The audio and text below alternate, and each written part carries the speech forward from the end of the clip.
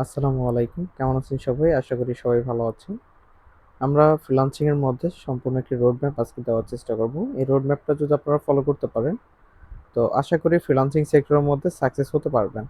যারা একদম বিগিনার আছেন, একদম নতুন ফ্রিল্যান্সিং শিখতে যাচ্ছেন বা ফ্রিল্যান্সিং সেক্টরে আসতে যাচ্ছেন, তাদের উদ্দেশ্যে অনেক ভিডিওটি হেল্পফুল হবে।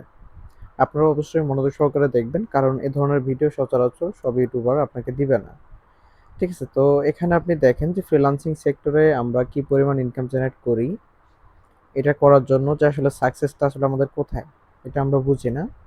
তো ফ্রিল্যান্সিং এর সম্পূর্ণ একটি রোড ম্যাপ আমরা যেটা ফলো করে আসছি বা আমরা যেখানে সফলতাটা পাইছি, ঠিক ওইটার উপর ভিত্তি করে আমরা কিন্তু একটা পোর্টফোলিও বা একটা আমরা ডিমান্ড এখানে তৈরি করছি। ঠিক আছে? তো এখানে দেখেন ফার্স্ট স্টেপ যেটা হচ্ছে যে মাস্টার একটা স্কিল আপনার ডেভেলপমেন্ট করা। যেকোনো একটা স্কিলের উপর আপনার ভালো লেভেলের একটা স্কিল ডেভেলপমেন্ট করা। আপনি গ্রাফিক ডিজাইন শিখতে পারেন, আপনি ভিডিও এডিটিং শিখতে পারেন। গ্রাফিক ডিজাইন শিখে বর্তমানে ভালো কিছু করা পসিবল না। তবে আপনি যদি গ্রাফিক ডিজাইন এবং ভিডিও এডিটিং শিখেন, তো দেখা যাবে আপনি বিভিন্ন ধরনের সোশ্যাল মিডিয়াতে বিভিন্ন ধরনের মার্কেটিং এর অ্যাড আ চালাতে পারবেন। বিভিন্ন ধরনের সোশ্যাল মিডিয়ার কনটেন্ট আপনি তৈরি করতে পারবেন। ঠিক আছে? তো এসব করে আপনার কিন্তু একটা আর্নিং সোর্স হতে পারে। তারপর হচ্ছে আপনার যখন স্কিলটা ডেভেলপমেন্ট হয়ে যাবে, তখন আমাদের দ্বিতীয়ত যে কাজটা সেটা হচ্ছে আ আমাদের পোর্টফোলিও তৈরি করা। ঠিক আছে? আমরা যে কাজটা জানি, আমরা যে কাজটা করি, তো এই কাজটা করার জন্য আসলে আমাদের তো একটা পরিচিতি থাকতে হবে। তো এই পরিচিতিটা এখানে আমাদের হচ্ছে একটা ওয়েবসাইটে আমাদের পোর্টফোলিও তৈরি করতে হবে। ঠিক আছে? ওয়েবসাইটটা ভালোভাবে মেক করতে হবে। তো এখানে কিন্তু ওয়েবসাইটেরও কাজ আছে। আপনার কিন্তু ওয়েবসাইট বিল্ড করা জানতে হবে। কিভাবে একটা ওয়েবসাইট তৈরি করা যায়। ঠিক আছে? এই বিষয়গুলো জানতে হবে। আর এইসব বিষয়ে আমরা কিন্তু আপনাদেরকে শিখানোর চেষ্টা করি এবং আপনাদেরকে শেখাই এবং সম্পূর্ণ গাইডলাইন আমরা দেওয়ার চেষ্টা করি।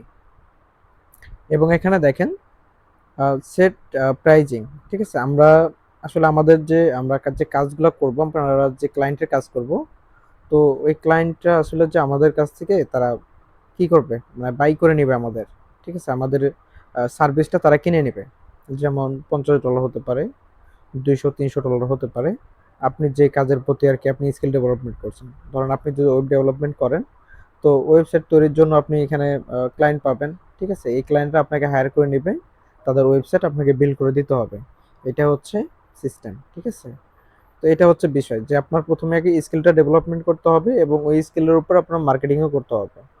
ঠিক আছে? তারপর হচ্ছে আপনি কোন প্ল্যাটফর্মে মার্কেটিং করবেন বা আপনি কোন প্ল্যাটফর্মে আপনি কাজ করবেন। ঠিক আছে? এটা হচ্ছে ৪ নাম্বারে। কারণ আপনার মার্কেটিং সোর্স তো থাকতে হবে। নয়তো মানুষ আপনাকে চিনবে কিভাবে? বা ক্লায়েন্ট আপনাকে পাবে কিভাবে? বা আপনি ক্লায়েন্টের কাছে যাবেন কিভাবে? ঠিক আছে? তারপর হচ্ছে দেখেন ৫ নাম্বার প্রোফাইল অপ্টিমাইজেশন। আপনি যে একটা স্কিল ডেভেলপমেন্ট করছেন বা আপনার যে ক্লায়েন্টের রিভিউ, ঠিক আছে? এই রিভিউগুলা আপনার প্রোফাইলে উঠাইতে হবে বা প্রোফাইলটা আপনার ভারী করতে হবে। ঠিক আছে? এটা হচ্ছে একটা মাধ্যম এবং আমাদেরকে যে পরবর্তী স্টেপ যেটা করতে হবে সেটা হচ্ছে ক্লায়েন্টকে আমাদের খুঁজে বের করতে হবে। ঠিক আছে? আমাদেরকে ক্লায়েন্ট খুঁজে বের করতে হবে এবং ওই ক্লায়েন্টের যে কাজগুলো আছে, কাজগুলো আমাদেরকে করে দিতে হবে। এটা হচ্ছে একটা পার্সন বা একটা পার্ট। ঠিক আছে? এবং এখানে দেখেন ডেলিভারি আমাদের কি করতে হবে? ভালো, ভালো কাজের যে রেজাল্ট, আমরা ভালো একটা এডিটিং করছি, ভালো আমরা হচ্ছে একটা থাম্বনেল ডিজাইন করছি, ভালো আমরা একটা ভিডিও তৈরি করছি, ভিডিওর কনটেন্টটা অনেক হাইলি হইছে। এআই দিয়ে আমরা কি করছি? একটা ওয়েবসাইট ডেভেলপমেন্ট করছি। বিভিন্ন ধরনের সোর্স এখানে থাকতে পারে। তারপর হচ্ছে আ গেট রেওয়ার্ড। ঠিক আছে? গেট রেওয়ার্ড বলতে কি?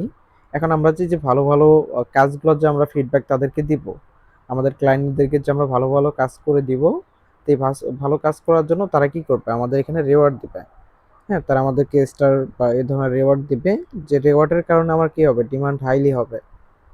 এবং যখনই আমি ভালো কাজ তাদেরকে আউটপুট দিতে পারবো এবং তারা আমাকে ফিডব্যাক দিবে পজিটিভ ফিডব্যাক, এবং এই ফিডব্যাকের উপর নির্ভর করে আমার সেল বৃদ্ধি হবে বা আমি যে স্কিলটাই জানি না কেন এটার প্রতি আমার কাজের ডিমান্ড আসতে থাকবে। ঠিক আছে? এটাই হচ্ছে মূল বিষয়। যে আপনি ১ম স্টেপ থেকে শুরু করলেন। ১ম স্টেপে আছে কি? আপনার একটা স্কিল ভালোভাবে শিখা। আপনি যেকোনো স্কিল শিখতে পারেন। আপনি আ আ ওয়েবসাইট ডিজাইন করা শিখতে পারেন। আপনি বিভিন্ন ধরনের এআই ব্যবহার করে আপনি বিভিন্ন ধরনের সোর্সিং বিষয়গুলো আপনি এড করতে পারেন। ঠিক আছে? অনেক ধরনের স্কিল আছে। আপনি ডিজিটাল মার্কেটিং করেন। ডিজিটাল মার্কেটিং এর ক্ষেত্রেও পজিশন সেম। ঠিক আছে? আশা করি আপনারা তো বুঝতেই পারছেন। এবং এভাবে যদি আপনারা পজিশনটা ঠিক করে নেন, ১ম এ একটা মাস্টারি একটা স্কিল আপনারা ডেভেলপমেন্ট করেন। তারপর হচ্ছে পোর্টফোলিও তৈরি করেন এবং আপনার প্রাইজিং সেট করেন এবং ভালো, ভালো কাজ আপনার আউটপুট বের করেন এবং এরপরে আপনারা এখান থেকে ফিডব্যাক নিয়ে আসতে পারবেন। ঠিক আছে? এটাই হচ্ছে সফলতার মূল দিক। তো শুরু করে যদি আপনি ছেড়ে দেন তাহলে কিন্তু হবে না। এখানে যে স্টেপগুলো আছে এই স্টেপগুলো অবশ্যই আপনাকে ফিল আপ করতে হবে। ঠিক আছে? তো এই যে স্টেপগুলো আপনারা অবশ্যই ফিল আপ করার চেষ্টা করবেন এবং এই রিলেটেড আপনাদের আরো ভিডিও প্রয়োজন কিনা আমাকে অবশ্যই কমেন্ট বক্সে জানাবেন এবং আমাদের চ্যানেলটা সাবস্ক্রাইব করে রাখবেন। ভালো থাকবেন সবাই। আল্লাহ হাফেজ।